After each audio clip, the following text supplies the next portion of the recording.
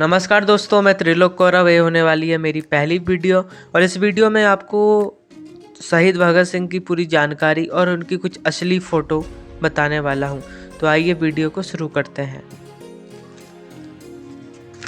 अमर शहीद भगत सिंह का जन्म 1907 में लाहौर के बांगा नामक गांव में हुआ, जो कि आज की डेट में पाकिस्तान में है। उनकी मां का नाम विद्यावती, पिता किशन सिंह कौर थे। डीएवी स्कूल से अपनी प्रारंभिक स्कूली शिक्षा प्राप्त करी।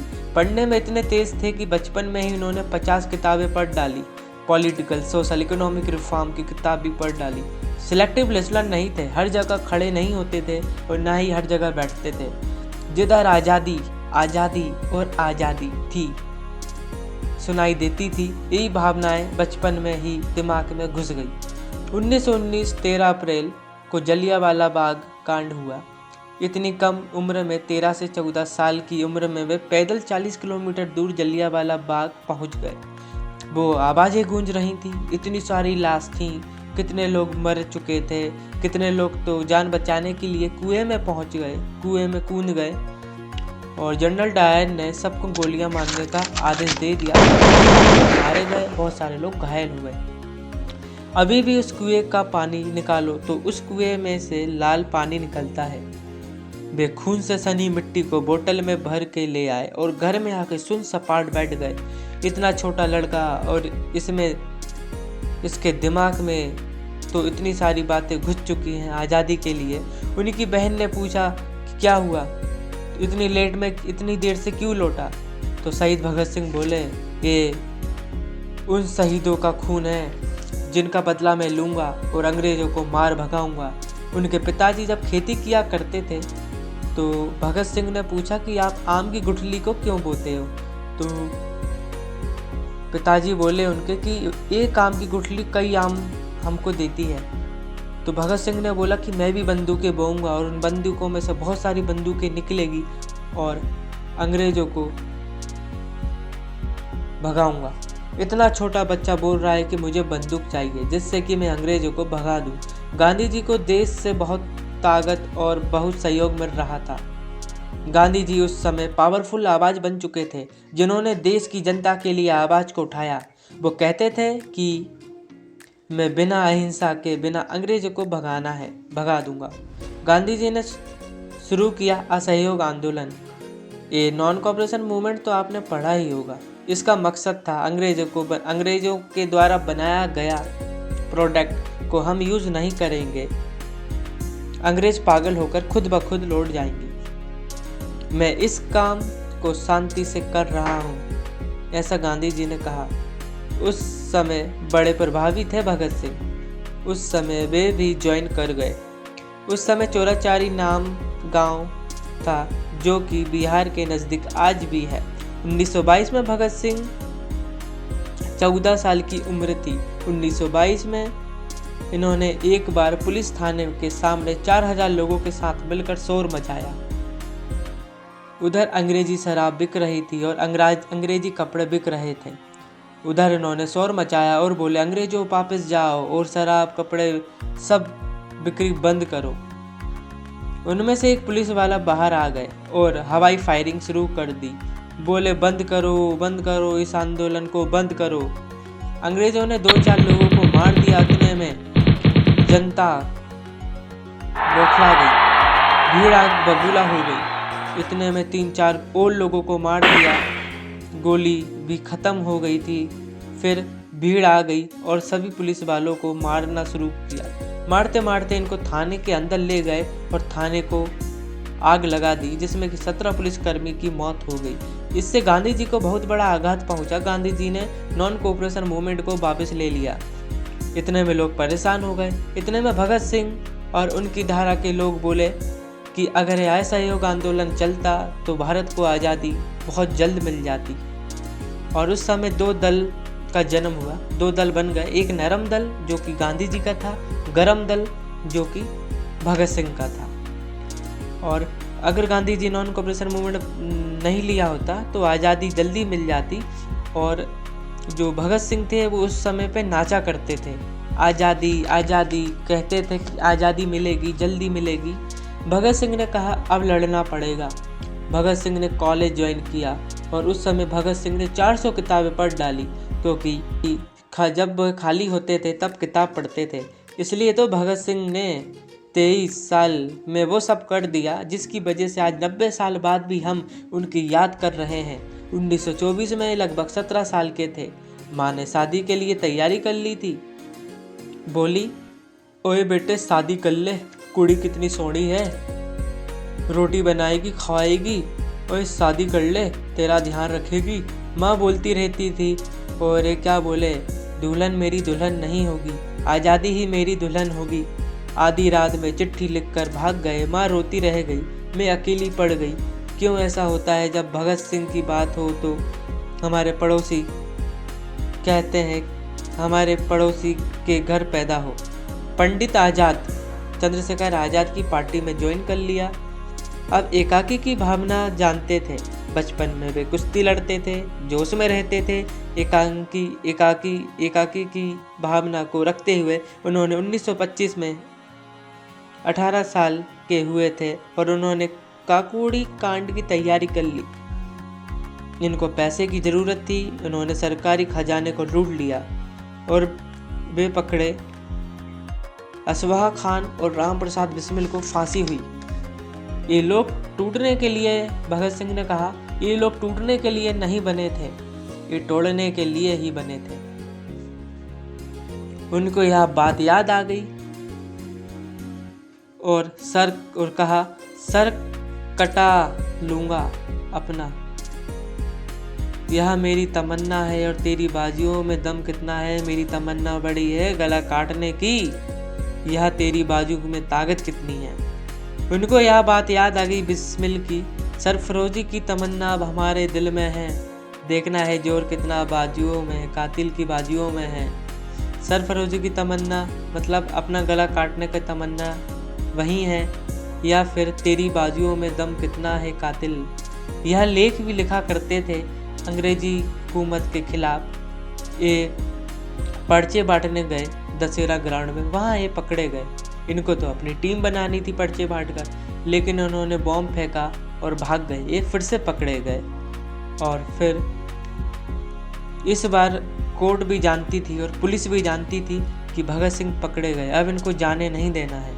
और पुलिस ने इनको कोर्ट में हाजिर किया और बेल के लिए इनसे कम से कम 60,000 रुपये मांगे। 90 साल पुराने 60,000 आज जो कीमत होगी वो अरबों में होगी, जो कि आज से 90 साल पुराने 60,000 रुपये की थी। भगत सिंह ने जैसे तैसे करके थोड़ा समय लेके जमीन जायदाद बेचकर 60,000 रुपये जुटाए और जमानत मिल गई। 20 साल के थे। लाला लाजपत राय तो इनके गुरु सामान थे, लेकिन विचार अलग थे। एक थे नरम दल के और एक गरम दल के। साइमन कमीशन के खिलाफ नारेबाजी करेंगे। भगत सिंह मान गए। लाहौर में ऐसी नारेबाजी करेंगे, साइमन कमीशन वापस जाओ, बिना हथियार के लड़ेंगे। ये लाला लाजपत राय के कहने पर हाथ हो गए, लेकिन वहाँ पुलिस वालों ने इन पर इतनी लाठीचार्ज किया कि लाला लाजपत राय का अस्पताल में इलाज के दौरान देहांत हो गया। लाला लाजपत राय बोले थे कि मेरी मौत ब्रिटिश सरकार की ताबूत पर आखिरी कील साबित होगी। चंद्रशेखर आजाद, भगत सिंह, राजगुरु को बहुत आघात पहुंचा। इनकी विचारधारा को पसंद नहीं किया करते थे, लेकिन थे तो पिता ही समान। जेम्स कोर्ट, जिसने मारने का आदेश, लाठीचार्ज का आदेश दिया था, उसको गोली मारेंगे हम। चारों ने तैयारी कर ली और लाहौर में कोतवाली के सामने लाहौर में चारों ने अपनी अपनी जगह बना ली और स्कॉट का इंतजार करने लगे कि कब स्कॉट आए और हम उसको गोलियों से दाग दें। जैसे ही स्कॉट बाहर निकले, लेकिन गलती ये हो गई थी कि डिप्टी सुपरिटेंडेंट ऑफ पुलिस सॉमंडर्स बाहर आए और उतने में राजगुरु ने गोली चला दी उनके ऊपर। और पीछे से भगत सिंह ने कंफर्म करने के लिए 3-4 गोली और सर पर चला दी। इंश्योर कर दिया कि ख़त्म कर दें। पीछे से एक भारतीय पुलिस वाला भागते हुए आया और चंद्रशेखर से बोला रुको रुको। चंद्रशेखर आज़ाद ने बोला तू हिंदुस्तानी है इसलिए तुझे नहीं मारा है। तो पुलिस वाले ने बोला कि नहीं है मेरा फ़र्ज है। तो उसने बोला, तो चंद्रशेखर आज़ाद ने बोला तो ले तू भी ले। उसको भी मार दिया। उसको भी मारकर भाग गए। घर धरपकड़ शुरू हो गई। इन्होंने लाल स्याही से लिखे पर्चे चिपका दिए लाहौर में, और उसमें लिखा था हमने लाला लाजपत राय की मौत का बदला ले लिया। पूरे लाहौर पर चिपका डाला लाहौर के। ये तो ब्रिटिश सरकार की बड़ी हार थी। उनकी बुद्धि चकरा गई और अब इनको पकड़ना है। ये लाहौर से निकलने वाले हर नौजवान पर नज़र रखने लगे थे कि किधर है। भगत सिंह लाहौर से भागने की योजना बनाई। भगवती चरण बोरा की पत्नी दुर्गा भाभी को मना लिया कि वो इनकी पत्नी भागने में मदद करें। ये सिख थे तो दाढ़ी और पगड़ी इन्होंने हटाई और दाढ़ी में शेविंग कर ली और हेयर कट करके इन्होंने एक अच्छी सी हैट पहनी, टोपी पहनी और अंग्रेजों की पोशाक टाई पहनकर वहाँ जाके रेलवे स्टेशन पहुँचे और राजगुरु को नौकर बनाया और राजगुरु को सेकंड एसी का टिकट दिया और खुद ने फर्स्ट एसी का टिकट लेकर कलकत्ता पहुंच गए। अंग्रेज ढूंढते रह गए। ब्रिटिश सरकार की मजदूर विरोधी नीतियों से बहुत दुखी थे। उसके खिलाफ आवाज उठा रहे थे, लेकिन ब्रिटिश सुन नहीं रहे थे। फ्रेंच रेवोल्यूशन 1893 में बॉम्ब फेंका गया असेंबली में। उन दिनों ये किताबें भगत सिंह पढ़ा करते थे और दुनिया भर में लोग क्या कर रहे हैं, इन्होंने भी ये तैयारी कर ली कि मैं भी बम फेंकूंगा। भगत सिंह ने बृहदेश्वर दत्त को अपने साथ ले लिया और एक लो इंटेंसिटी का बम तैयार किया और कई पर्चे लिखे और राजगुरु, सुखदेव और भगत सिंह तीनों सेंट्रल असेंबली पहुंच गए और लो इंटेंसिटी कम क्षमता वाला बम फेंक दिया। धुआं ही धुआं था। अगर ये चाहते तो भाग भी सकते थे, लेकिन ये भागे नहीं। इन्होंने अपने पर्चे फेंके उस धुएं में और इंकलाब जिंदाबाद चिल्लाया और पर्चों पर लिखा था बहरों को सुनाने के लिए धमाका जरूरी है। इन्होंने बम भी ऐसा फेंका जिससे किसी को लगे ना, इंकलाब जिंदाबाद। वहाँ चिल्लाने लगे ले लो मेरे को। यहाँ एक ऐसा लड़का था जिसको मौत का डर नहीं था। सबको जीना पसंद है, सबको मरना पसंद है, सबको मरना है, लेकिन अपनी मौत को डिज़ाइन कर रहा था। इतना निडर इंसान। यह चाहता था अंग्रेजी हुकूमत इसको पकड़ ले और शायद माहौल ठंडा हो जाए। एक 21 साल का लड़का अपनी कुर्बानी को डिज़ाइन कर रहा था। इनको फांसी की सज़ा सुनाई गई। इनको 2 साल का कारावास हुआ सबसे पहले, लेकिन ये तो जेल में भी आज़ाद थे। उधर भी इन्होंने अपने आंदोलन से पुलिस वालों की धज्जियां उड़ा डाली, और क्योंकि जेल में फूड फैसिलिटी, बिजली, खिड़की, रोशनी कुछ भी नहीं थी और 10 बाय 10 के कमरे में 10 कैदियों को रखा जाता था। इन्होंने अंग्रेज के खिलाफ आंदोलन शुरू कर दिया। अंग्रेज बोलते थे भगत सिंह को अलग कर दो, इनकी वजह से सब इनकी बातों में आ जाते हैं और इनके आंदोलन में शामिल हो जाते हैं। इन्होंने 64 दिन का भूख हड़ताल शुरू कर दिया। अमर अनशन, कुछ नहीं खाऊंगा। अंग्रेज इग्नोर करते रहे। 1 दिन, 3 दिन, 5 दिन, 7 दिन, लेकिन रोंदीदास की मौत हो गई थी। भगत सिंह का वजन कम होता जा रहा था। उसके बाद भी हंसते और डर लगता नहीं था इनको। इनके चेहरे पर हमेशा मुस्कुराहट रहती थी। इंकलाब जिंदाबाद, इंकलाब जिंदाबाद, ये कहते रहते थे। और उन्होंने कहा है, ये जो मेरे सीने में जख्म है ये तो फूल के गुच्छे हैं, हमें पागल रहने दो, हम पागल ही अच्छे हैं। क्या बात कही। अंग्रेजों को घुटने टेकने पड़े, हार मान गई। उन दिनों ये लेख लिखते थे, अंदर भी आंदोलन चलाऊंगा और लिख कर बाहर भी। इन्होंने एक इंस्ट्रक्शन दे दी, अगर कोई मुझसे मिलने आता है जेल में तो उसको मेरे लिए एक नई किताब लाना पड़ेगी, क्योंकि इनको किताबों का बहुत शौक है। फ्रेंच रेवोल्यूशन की किताब या लेनिन की लाएगा, या फिर बोल्शेविक क्रांति, या फिर कार्ल मार्क्स की बुक मुझे लाके देनी होगी, जो भी मुझसे मिलने आएगा। एक सोशलिस्ट रिफॉर्म्स बन गए थे। देखते देखते 200 किताब पढ़ डाली और 3000 पेज लिख डाले। कहते थे कि मैं एक नास्तिक हूँ, लेकिन स्वामी विवेकानंद की तस्वीर और गीता जेब में रखते थे। इतने महान थे हमारे भगत सिंह। कार्ल मार्क्स और लेनिन से काफ़ी प्रभावित थे। इनको जेल की सज़ा दे दी गई। यह कहते थे, मैं एक ऐसा पागल हूँ जो जेल में भी आज़ाद हूँ। आखिरी समय में पूछा गया कि तुम्हारी आखिरी ख्वाहिश इच्छा क्या है, तो भगत सिंह बोले कि मैं लेनिन की किताब पढ़ना चाहता हूँ। इनकी बायोग्राफी पढ़कर ही मरूंगा। जब इनको बुलाया गया तो क्या बोले, ठहरो, अभी एक क्रांतिकारी दूसरे क्रांतिकारी से मिल रहा है, मतलब लेनिन से। लेनिन की किताब के आखिरी पन्ने पढ़कर उठे। जैसे जैसे फांसी के दिन पास में आते हैं तो लोगों का शरीर आधा हो जाता है टेंशन में, लेकिन ये हमेशा मुस्कुराते थे। ब्रिटिश हुकूमत परेशान भी थी। फांसी की डेट के पास आते ही ये इतने खुश कैसे हैं? क्या बात है रे, इतने निडर कैसे?